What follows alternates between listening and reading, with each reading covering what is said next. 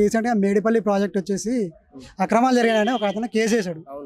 Case వేస్తే అది ఏడ నిజాలు బయటకు వస్తాయనే దాంతో ఆయన చంపించారని వార్తలు వస్తున్నాయి. ఎవరు మన టీఆర్ఎస్ వాళ్ళు అంటారా? ఎందుకు చేస్తుంది అన్న నాకు అర్థం కాదు. బీఆర్ఎస్ ప్రభుత్వం ఎందుకు చేస్తుంది నాకు అది ఒక్క మాత్రం ఇట్లా కుంగింది అంతే. దాన్ని మళ్ళీ కొత్త గీట కట్టొచ్చు. దానివల్ల ఏం పెద్ద డ్యామే ఏం కూలిపోదు. అది కేసీఆర్ గారి గిట చెప్పిండ్రు. మీకు అర్థమైతే లేదు. ఒక పన్ను పోతే ఇన్ని పన్నులా ఒక పన్ను పోతే డైంటింగ్ దగ్గరికి పోయి ఆ పన్నుని తీసి ఇంకో పన్ను వేయించుకుంటాం మనం. అది చేయాల్సింది పోయి మీరు మొత్తం డ్యామే కూలిపోయింది అంటారు. ఎందుకంటే కేసీఆర్ కట్టించిండ్రు, అవి ఉండకూడదు. ఇది అంటే కేసీఆర్ గారు మంచిగా చేస్తుండు, నీళ్ళు తెచ్చిండు, రైతులు పంటలు పండిస్తుండ్రు మంచిగా. వీళ్ళ కళ్ళు మండుతున్నాయి కాంగ్రెస్ నాయకులకి. కేసీఆర్ ఎందుకు అట్లా ఎందుకు చేస్తాడు? వాళ్ళని ఎందుకు చంపేయాలని ఎందుకు అంటుండు? ఈ 10 ఏళ్లలో అట్లా ఏమన్నా వచ్చిందా? ఈ కాంగ్రెస్ నాయకులకు చేత కాక ఏవేవో చేసి అన్ని కేసీఆర్ గారి మీద నొక్కుతుండు. వచ్చినప్పటి నుంచి ఏం చేసిండు ఈయన? మళ్ళీ రేవంత్ రెడ్డి ఒక మంచి పని చేసిండు, పలానా పని మంచి పని చేసిండని చెప్పు.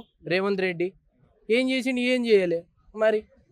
ఇప్పుడు మహిళలకు ఉచిత బస్సులు ఇచ్చారు. అరే ఉచిత బస్సులు ఎందుకన్నా? మొన్న నేను నా పెండ్లాన్ని కొడితే పోయింది. మళ్ళీ నా పెండ్లాన్ని రమ్మంటుందా? మళ్ళీ ఈయన చెప్తాడా ఈ రేవంత్ రెడ్డి గారికి పోదునా నా పెండ్లం పోయిందయా నువ్వు రమ్మని చెప్పు అని? ఇట్లా పెళ్లి చేసుకున్న వాళ్ళు, కొత్తగా పెళ్లి చేసుకున్న వాళ్ళకు గొడవలు అవుతున్నాయి, లొల్లిలు అవుతున్నాయి. అది అర్థమైతలేదు. పేద ప్రజలకి ఉపయోగపడుతుంది అన్నాడు బస్సు ఫ్రీ. పేద ప్రజలు ఈరోజు పొద్దున బయలుదేరితే పొలానికి కానీ పనికి కానీ ఏ పని చేయాలన్నా పొద్దున బయలుదేరిపోతే మళ్ళీ సాయంత్రం వస్తారు. పేద ప్రజలకి బస్సు ఫ్రీ ఉపయోగపడుతుందా? ఇంకా నువ్వు చెప్పు. ఇంకోటి మన ఉచిత కరెంట్ ఇస్తున్నాం కదా, దానికి ఉచిత కరెంట్ ఎక్కడ పోయింది? 200 యూనిట్ల కరెంట్ ఫ్రీ అన్నాడు. మళ్ళా ఏది లేదు. మళ్ళా కేసీఆర్ గారు అసెంబ్లీకి ఎందుకు రావట్లేదు అనుకోవచ్చు? అంటే ఎమ్మెల్యేగా చేశారు కదా, అసెంబ్లీకి రావాలి కదా. ఎవరితోటి మాట్లాడాలనో వాళ్ళతోటి మాట్లాడతారు కేసీఆర్ గారు. ఎవరితోటి పడితే వాళ్ళతోటి అల్లటప్పగానితోటి మాట్లాడే కేసీఆర్ గారు ఉన్నంత నాయకుడు. ఆయన పట్టుకుని అసెంబ్లీకి ఎందుకు రాలే? మీతోటి శాతం అయితే లేదా? మళ్ళీ రేవంత్ రెడ్డి తోటి అయితే లేదా? మరి మీతోటి అయితే ఇవన్నీ మాట్లాడవు. కేసీఆర్ గారిని రాయ ఏ మీటింగ్ పెట్టినా కేసీఆర్ గారిని తలుస్తుండు. రేవంత్ రెడ్డి గుండెల్లో ఉన్నాడు కదా కేసీఆర్ గారు. రేవంత్ రెడ్డి గుండెల్లో కేసీఆర్ గారు ఉన్నాడు కాబట్టి అడుగుతుండు, నువ్వు వచ్చి నాకు సలహాలు ఇస్తేనే, కేసీఆర్ గారు సలహాలు ఇస్తేనే రేవంత్ రెడ్డికి తెలంగాణ రాష్ట్రం నడుస్తుంది, లేకపోతే నడవదు. అంటే ప్రతిపక్ష హోదాలో ఉన్నటువంటి కేసీఆర్ అసెంబ్లీకి వచ్చి ప్రజల పక్షాన మాట్లాడాలి కదా. మాట్లాడుతుండగా బయలుదేరి వచ్చిండు కదా ఇప్పుడు అసెంబ్లీకి. అరే అసెంబ్లీలో కొంత వినిపించాలని అంటున్నారు కదా. ఒక్కటి బ్రదర్, మరి మీతోటి మీకు ప్రభుత్వం ఏర్పడింది కదా, 50 ఏండ్ల ప్రభుత్వము. మళ్ళీ మీతోటి శాతం అయితే లేదా? కేసీఆర్ గారు వచ్చి సలహాలు ఇస్తేనే మీకు బండి నడుస్తుంది, లేకపోతే మీతోటి శాతం అయితే లేదు. అందు గురించి నువ్వు వచ్చి సలహాలు కేసీఆర్ గారు వచ్చి సలహాలు అని రేవంత్ రెడ్డి అడుగుతుండు. అనుభవం ఉన్న నాయకుడితోటి సలహాలు తీసుకుంటే అందులో తప్పేముంది? తప్పు లేదు, కరెక్టే. తప్పు లేదు అని అనట్లేదు నేను. ఆయనకు టైం లేదు. మొన్ననే కొద్దిగా కింద పడ్డాడు. సో అది రిక్వైర్ అయ్యేదాకా వస్తాడు. గట్టిగానే కొడతాడు. కొడితే గట్టిగానే కొడతాడు. రాసి పెట్టుకో నువ్వు.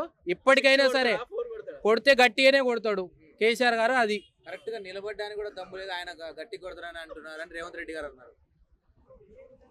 అవును అన్నాడు. రేవంత్ రెడ్డి ఏమన్నాడంటే సరిగ్గా కట్టెపట్టుకొని నిలబడు అన్నాడు.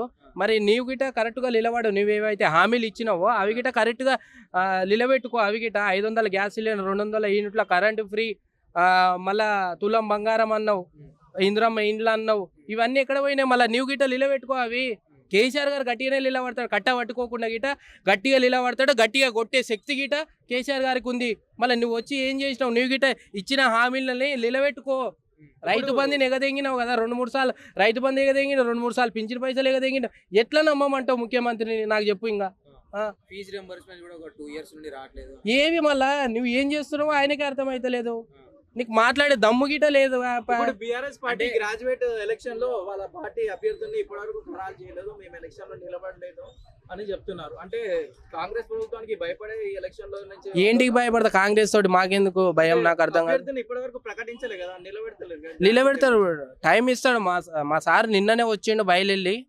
నరసింహస్వామి ఉగ్ర రూపంలో వచ్చిండు కేసీఆర్ గారు. 3 సంవత్సరాలు అయినా ఫీజు రియంబర్స్మెంట్ రావట్లేదు. మరి కేసీఆర్ గారు అసెంబ్లీలో అడిగేవాళ్ళు కదా, ఆయన లేకపోవడం వల్లనే రావట్లేదు అని అంటున్నారు. ఎందుకు రాదు? వాళ్ళు చెప్పాలి కదా. మళ్ళా ఇప్పుడు ఉన్న వాళ్ళు ముఖ్యమంత్రి మళ్ళీ చెప్పాలి కదా, కేసీఆర్ గారు వస్తేనే ఏ దానికైనా నువ్వు ఏమంటావు? అన్న ఒక్కటి చెప్పాలంటే మా తెలంగాణలో ఉన్న రాజకీయం వేస్ట్ అన్న. వరస్ట్ రాజకీయం, వరస్ట్ అంటే వరస్ట్ రాజకీయం చేస్తున్నారు. అది 100% కరెక్ట్ కాదు. ఎందుకంటే ఇప్పుడు రేవంత్ రెడ్డి అన్నవాడు మామూలు రాజకీయం కాదు. ఈ 5 ఏళ్ల కన్నా ఎక్కువ ఉండడు రేవంత్ రెడ్డి తెలంగాణ విషయానికి వస్తే. ఎందుకన్నా ఇప్పుడు బస్సులు ఫ్రీ ఇచ్చిండు, ప్లస్ కరెంట్ ఫ్రీ ఇస్తున్నాడు కదా, ఎవరి కోసం ఇస్తున్నా? ప్రజల కోసం. ప్రజల కోసం ఫ్రీ ఇవ్వద్దన్నా, వాళ్ళకి ఉపాధి కల్పించాలి. ఉపాధి కలిగించాలి. ఇప్పుడు ఆయన ఏం చేస్తుండు, బియ్యం ఫ్రీ, సన్న బియ్యం ఇస్తా అన్నాడు, కరెంటు ఫ్రీ ఇస్తా అంటాడు, బస్సు ఫ్రీ. సోమరిపోతులు చేయడం తప్ప ఇంకేమన్నా ఉందన్నా? పొద్దులేసి పని చేసుకునేటోడు ఫ్రీ బస్ గా నువ్వు వెళ్ళిపోయి అంటే ఇప్పుడు మాట చెప్తున్నా, భార్య భర్తలు ఉంటే పల్ల 2 పీకితే భార్యని, ఫ్రీ బస్ అని వెళ్ళిపోద్ది. దానివల్ల అతనికి అన్యాయమే కదా. ఫ్రీ బస్ కాకపోతే ఏమైనా డబ్బులు వెళ్ళిపోతానంటే నేను నా దగ్గర లేవంటాడు. అట్లా కాసేపు ఆగి మళ్ళీ లాస్ట్ సాయంత్రం వరకు సర్దుపడుతుంది. ఇప్పుడు ఏమైతుంది, ఆధార్ కార్డు పట్టుకొని ఉరుకుతున్నారు లేడీస్. సో ఫ్రీ అన్నది పెట్టకూడదన్న, అది వరస్ట్ రాజకీయం. కానీ గ్రేట్ అన్న, జనాలు గ్రేట్. ఇవి ఫ్రీ అని చెప్పిన తర్వాత కూడా ఓట్లేసి చూసినావా, వీళ్ళు తోపులు. వరస్ట్ రాజకీయం, వరస్ట్ జనాలు. నా కానుండి నేనైతే కేసీఆర్కి వేసినాను ఓటు. నిజం చెప్తున్నా, కేసీఆర్ రాజకీయంలో ఇంత ఇబ్బంది ఏం లేదు. కానీ రేవంత్ రెడ్డి వల్ల చాలామంది చాలా విధాలుగా ఇబ్బంది పడుతున్నారు.